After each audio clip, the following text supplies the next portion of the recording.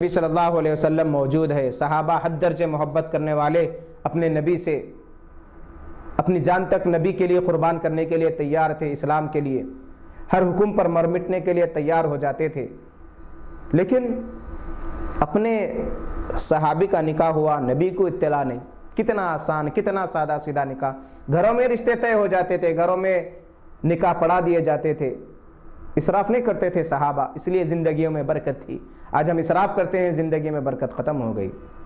سنت کے مطابق نکاح کرتے تھے، زندگی میں برکت تھی، ہم سنت کو نظر انداز کر دیے، زندگی سے برکت ختم ہو گئی۔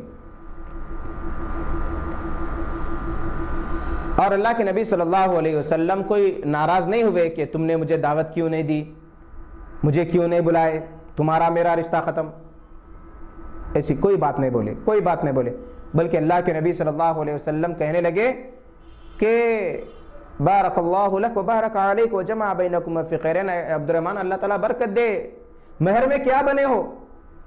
تو کہنے لگے اے اللہ کے نبی صلی اللہ علیہ وسلم، کھجور کی گٹلی کے برابر میں نے سونا بطور مہر اپنی بیوی کو پیش کیا۔ سبحان اللہ، غریبی کے باوجود صحابہ مہر اسی وقت دیتے تھے۔ آج سب کچھ رہتا ہے، اپنی شان بڑھانے کے لیے لاکھوں روپے مہر کے طور پر بند دیتے ہیں، لیکن آخری میں معاف کرا دیتے ہیں۔ بعض تو ایسے جو دیتے ہی نہیں، نیت بھی نہیں ہوتی دینے کی۔ یہ لعنت ہے، یہ معاشرے کی بدترین لعنت ہے کہ جتنا ہو سکے لڑکی والوں سے لٹیروں کی طرح لوٹو اور خلاش کر دو۔ اللہ نہ کرے کوئی باپ اگر اپنی پوری جائیداد بیچ کر بچی کا نکاح کرایا، سب کچھ ہو گیا، کچھ دنوں کے بعد اگر خلا یا طلاق ہو گئی تو اس باپ پر کیا بیتی ہوگی میرے بھائی؟ اور آئے دن ایسے واقعات ہوتے رہتے ہیں، آئے دن ایسے واقعات ہوتے رہتے ہیں۔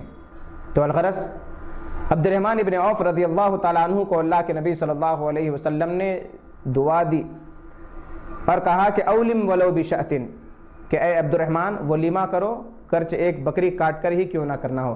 تو نکاح کے موقع پر جو دعوت دی جاتی ہے، کھلایا جاتا ہے، حقیقت میں اسے ولیمہ کہا جاتا ہے۔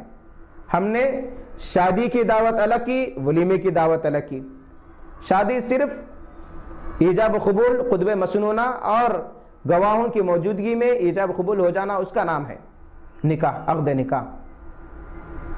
تو معزز سامعین، معزز ناظرین، یہ عبد الرحمن ابن عوف رضی اللہ تعالیٰ عنہ فرماتے ہیں، اور جب کبھی ہم نکاح کی مجلسوں میں شریک ہو تو یہ دعا ضرور بضرور میاں بیوی کو دینا چاہیے، بارک اللہ لک و بارک علیک و جمع بینکما فی خیر۔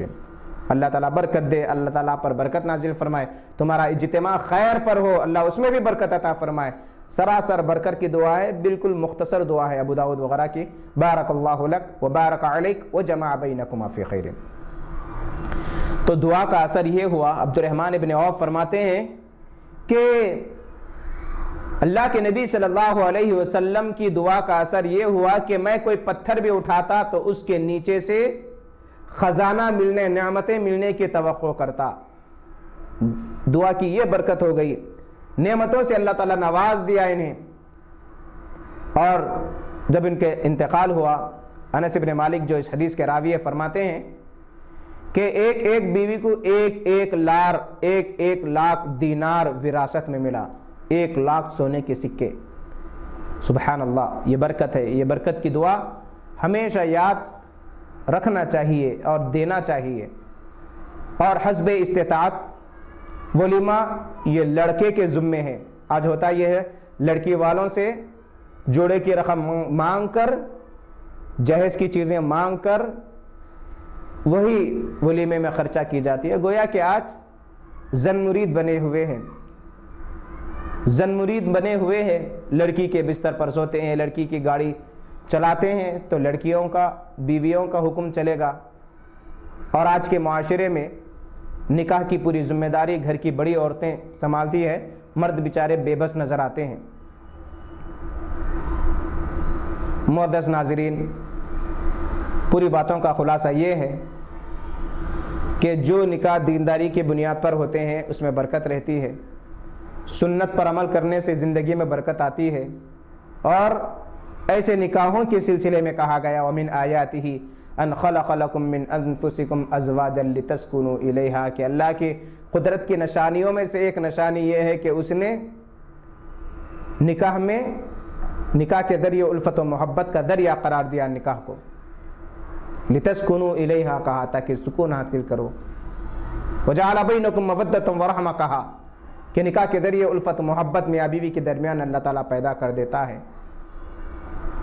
اور اسی کے اندر برکت ہوگی، اور اس نکاح سے جو نسل ہوگی وہ دیندار بن کر رہے گی۔